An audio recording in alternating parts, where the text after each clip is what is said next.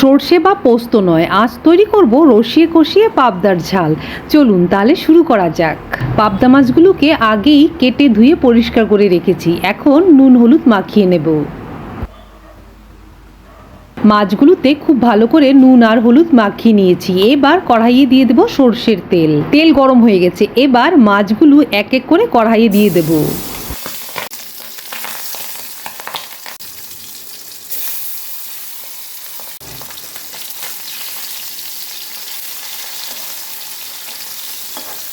মাছগুলো উল্টে পাল্টে আমি ভালো করে ভেজে নিয়েছি, এবার নামিয়ে নেব।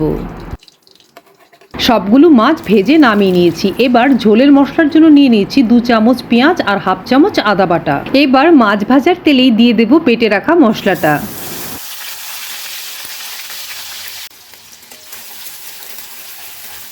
ঝোলের মশলাটা সামান্য ভাজার পর দিয়ে দিচ্ছি স্বাদ মতো নুন, হলুদ গুঁড়ো, লাল লঙ্কার গুঁড়ো আর দিচ্ছি 2টো চেরা কাঁচা লঙ্কা। দিয়ে সবকিছু এবার একসাথে ভালো করে মিশিয়ে নেব। এই রান্নাটি কিন্তু খুবই সহজ একটি রেসিপি। এই রান্নাটি করতে তেমন একটা সময় বা ঝামেলা কোনোটাই লাগে না, চটপট তৈরি করে নেওয়া যায়।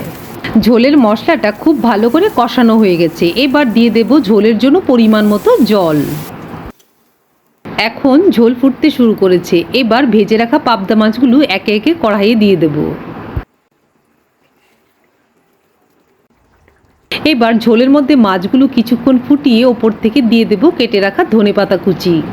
এভাবেও আপনারা একবার রান্না করে খেয়ে দেখবেন, দারুণ লাগে। রান্না কমপ্লিট। এবার মাছগুলোকে আমি সার্ভিং ট্রেতে সাজিয়ে নেব।